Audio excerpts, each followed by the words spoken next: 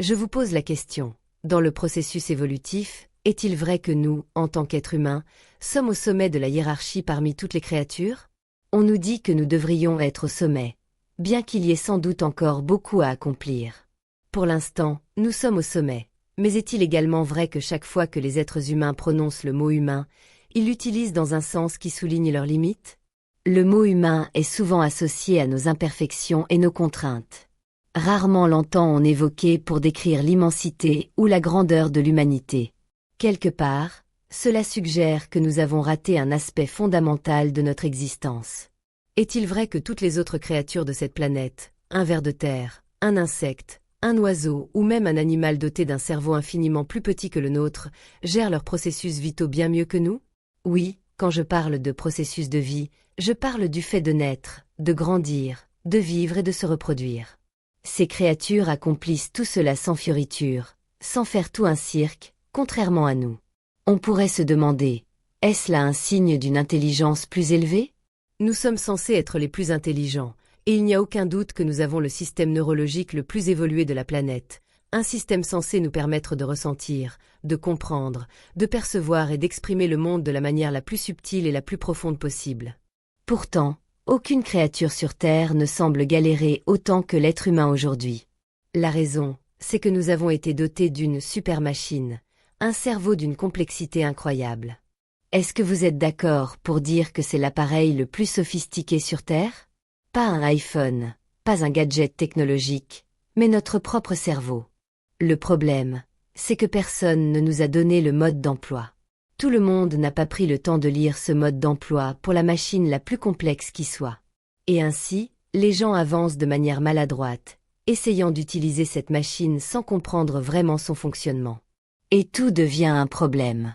Dites-moi, une seule chose dont les êtres humains ne souffrent pas.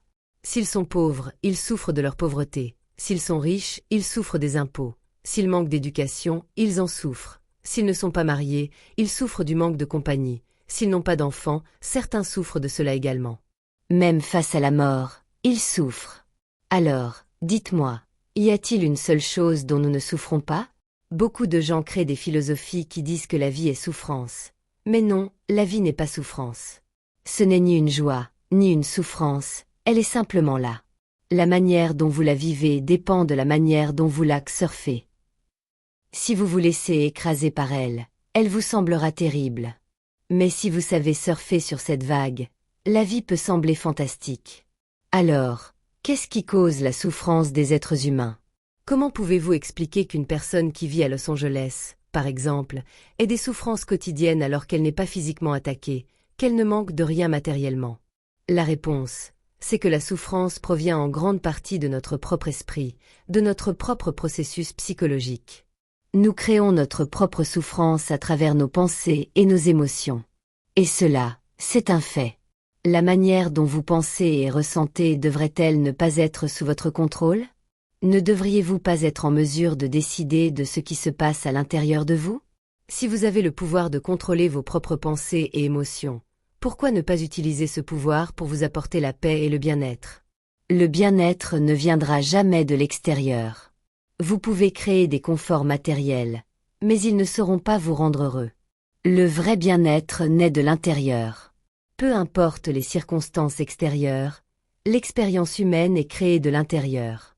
Ce que vous ressentez, ce que vous pensez, c'est ce qui façonne votre expérience de la vie. Si vous étiez en charge de vous-même, de vos pensées et de vos émotions, choisiriez-vous le malheur ou la félicité pour vous-même?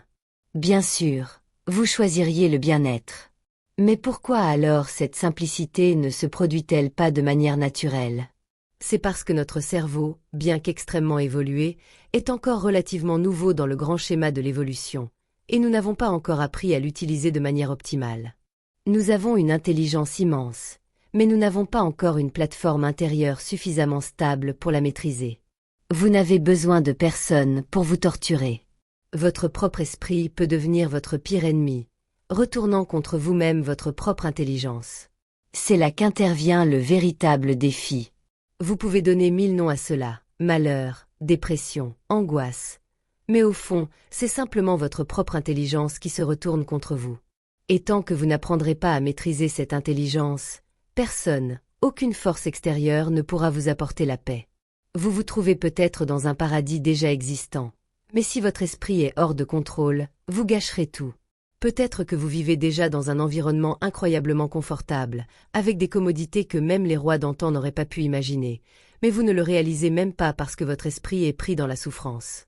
Le vrai problème ne vient pas de l'extérieur, mais de l'intérieur.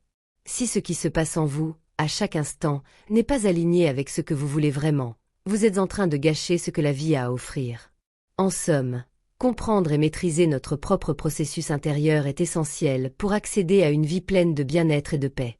Le monde extérieur peut être chaotique et imprévisible, mais ce qui se passe en nous doit pouvoir être maîtrisé. C'est cela, la vraie ingénierie intérieure.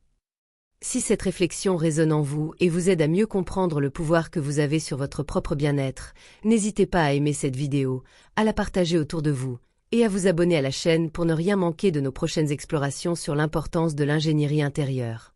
Ensemble, construisons un monde où nous maîtrisons nos pensées et nos émotions pour vivre pleinement.